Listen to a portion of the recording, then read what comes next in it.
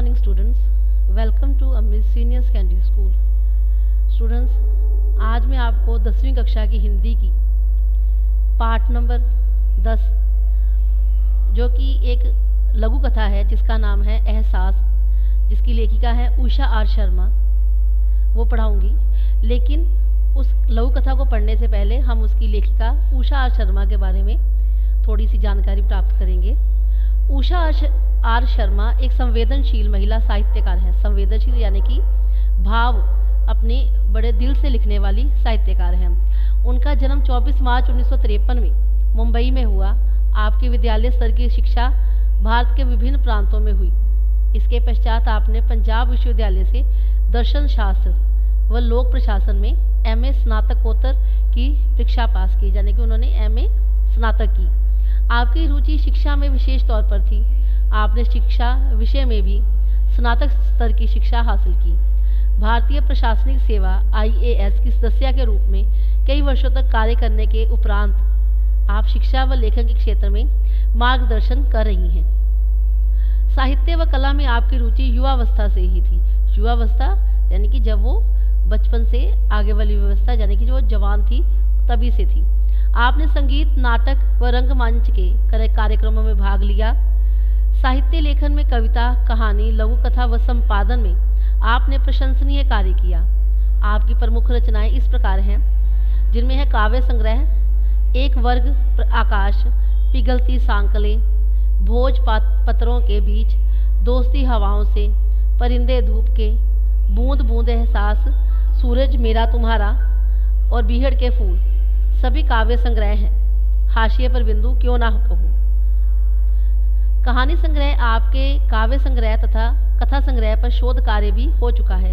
शोध कार्य यानी कि इन पर रिसर्च भी हो चुकी है। आपके साहित्यिक योगदान के लिए विभिन्न साहित्यिक संगठनों व प्रशासन द्वारा आपको कई बार पुरस्कृत भी किया गया। आपको पंजाबी भाषा के विभाग की ओर से ज्ञानी संत सिंह पुरस्कार व सुदर्शन पुरस्कार तथा पंजाब हिंदी साहित्य अकादमी द्वारा वीरेंद्र सारस्वत सम्मान दिया गया। इसके अतिरिक्त आपको बलराज साहनी राष्ट्रीय सम्मान तथा पंकज अकादमी द्वारा अकादमी अवार्ड से सम्मानित किया गया। अब हम जो लघु कथा पढ़ेंगे उनके बारे में थोड़ा सा पढ़ते हैं। उषा आर शर्मा द्वारा रचित लघु कथा एहसास शारीरिक चुनौतियों का सामना करने वाले, शारीरिक चुनौतियाँ भाव जो लोग शरीर से अपंग होते हैं उनके बारे में कहा गया है, करने वाले बच्चों में आत्मविश्वास जगाने वाली एक प्रेरणादायक लघु कथा है। दिवाकर ऐसा ही एक बच्चा है। किसी दुर्घटनावश उसकी एक टांग चली जाती है। वह पहल अपने सहपाठियों की अपेक्षा स्वयं में अधूरापन अनुभव करता है, लेकिन अवसर पाने पर वह सूझबूझ और बहादुरी से अपने सहपाठियों को विकट परिस्थिति यानी कि हालातों से छुटकारा दिलाता है। स्कूल प्राचार्य भाव प्रिंसिपल द्वारा पुरस्कृत होने पर उसे एहसास होता है कि वह किसी से कम नहीं।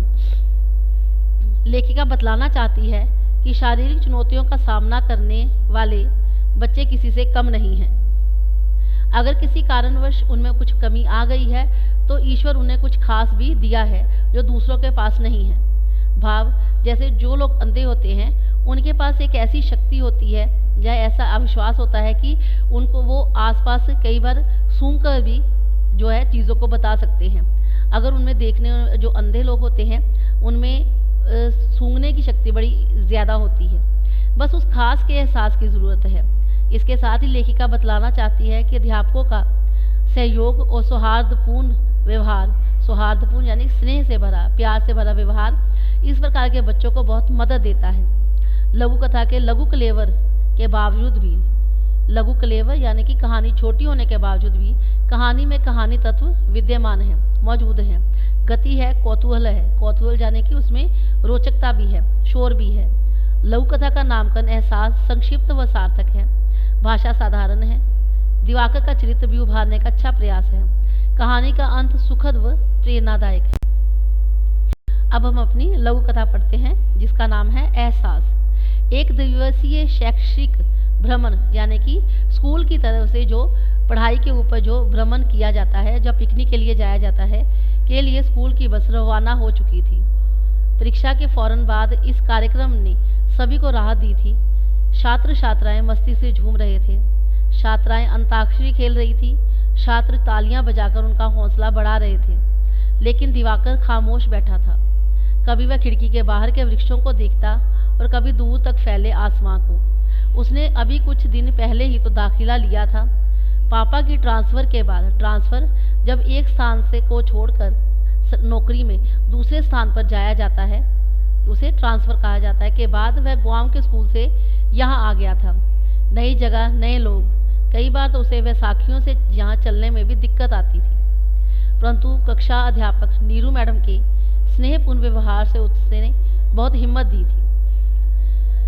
बस रुक चुकी थी, रोज़ गार्डन आ गया था। छात्र छात्राएं उछलते कूदते पार्क में पहुंच गए थे। चारों तरफ खिले फूल, वृक्षों के झुंड यानी कि जो वृक्ष इकट्ठे थे, तथा हरी भरी घास थी। बीच में रंग बिरंगे झूले थे। अध्यापिका छात्रों को रिफ्रेशमेंट दे रही थी। स्टूडेंट्स, यहाँ पर रिफ्रेशमेंट का मतलब है कि जब हम कहीं पिकनिक पर जाते हैं तो वहाँ पर जाकर हम जब थक जाते हैं तो हमें खाने पीने के लिए जो सामान दिया जाता है भूख मिटाने के लिए, उसे रिफ्रेशमेंट कहा जाता है। वो दे रही थी। दिवाकर भी एक बेंच पर बैठ गया था। उसने अपनी वैसाखियाँ एक और रख दी थी, जबकि अन्य छात्र छात्राएं झूलों का आनंद ले रहे थे। सभी को उछलते कूदते देख उसे भी वो दिन याद आ रहे थे जब 2 वर्ष पहले वह बड़ी मौसी के पास दिल्ली गया था। तो फन सिटी में कितनी मस्ती की थी। फन सिटी एक ऐसा पार्क होता है जहाँ पर हमें कई तरह के झूले मिलते हैं, जहाँ पर हम कई तरह की कारें होती हैं, जहाँ पर हम घूम सकते हैं। पर पिछले साल हुई दुर्घटना ने उसकी एक टांग ले ली थी। वह कितना अधूरा था। उसे लगता है कि वह कक्षा के बाकी लड़कों के समान नहीं है। शायद ये सारी बातें जो है वो दिवाकर जो है अपने मन में सोचता है। वह भी सोच ही रहा था कि नीरू मैडम ने सभी को वहाँ सांस्कृतिक कार्यक्रम के लिए बुला लिया। सांस्कृतिक कार्यक्रम से भाव जब हम अलग तरह के गाने गाते हैं, कोई व्यक्ति चुटकुला सुनाता है, कोई व्यक्ति गाना सुनाता है, कोई कविता सुनाता है, तो उस कार्यक्रम के लिए बुला लिया। लड़के और लड़कियां वृक्षों के नीचे घास पर ही अपने अपने समूह में बैठ गए थे। दिवाकर सामने बेंच पर बैठा था। कार्यक्रम चल रहा था। अचानक एक सांप वृक्षों के बीच में से रेंगता हुआ इस ओर आ गया था। अपने सामने इतने बड़े सांप को देखकर छात्र छात्राओं के चेहरे का रंग उड़ गया। नीरू मैडम भी वहीं की वहीं रह गई। सांप फन उठाकर फुंकार रहा था। दिवाकर ने देखा तो घबराया नहीं। वह गांव के इस तरह के जानवरों को खेतों में कई बार देख चुका था, क्योंकि जो दिवाकर जो था वो गांव से शहर में आया था। वह चीते की सी फुर्ती के साथ वहां पहुंच गया था। उसकी निगाहें सांप पर थी। फिर अचानक उसने अपनी बैसाखी से सांप को उठाकर दूर फेंक दिया था। छात्र छात्राओं में जैसे जान आ गई। नीरू मैडम ने दिवाकर की पीठ थपथपाते हुए, थपथपाना शाबाशी देना, कहा, दिवाकर, तुमने आज हम सबकी जान बचाई है। तुमने तो कमाल कर दिया। तुम वाकई बहादुर हो, असली हीरो हो। अगले दिन प्रातःकालीन सभा में दिवाकर को उसकी सूझबूझ व बहादुरी के लिए प्राचार्य महोदय ने सम्मानित किया। तालियों की गड़गड़ाहट में उसे भी अपनी पूर्णता का एहसास हो रहा था। उस दिन उसे ऐसा लग रहा था दिवाकर को जैसे अब वो अधूरा नहीं है, अब वो पूरा हो चुका है, क्योंकि उसने बड़ी वीरता के साथ सांप को उठाकर फेंक दिया था और सभी की जान बचाई थी, जिसके लिए स्कूल का प्रिंसिपल उसे शाबाशी देता है। स्टूडेंट्स, हमारी कहानी यहीं पर समाप्त होती है, क्योंकि ये एक लघु कथा थी और साथ ही में मैंने इसके कुछ प्रश्न दिए हैं जो आपने इस लघु कथा को सुनकर उसके करनी है। पहला प्रश्न है, प्रस्तुत लघु कथा का नाम और लेखिका का परिचय दें। दूसरा है, लेखिका की प्रमुख साहित्यिक रचनाओं के नाम लिखें, जो कि आपको मैंने शुरू में ही बताए हैं। तीसरा प्रश्न है, स्कूल बस में छात्र छात्राएं कहाँ जा रहे थे। चौथा है, दिवाकर की नई स्कूल में मदद किसने की। पांचवा, दिवाकर उदास क्यों रहता था। छठा है, दिवाकर सांप को देखकर क्यों नहीं डरा। और सातवां प्रश्न है, दिवाकर ने फन सिटी में कब मजा किया। आगे है आपने शब्दों के अर्थ लिखने हैं। पहला है एहसास, दूसरा अपंग, तीसरा है परीक्षा और चौथा है ट्रांसफर। इसके अर्थ मैंने आपको साथ साथ में बताए हैं। अब आपने इस लघु कथा को सुन के अपना यह काम अच्छे से अपनी कॉपीज पे करना है। धन्यवाद।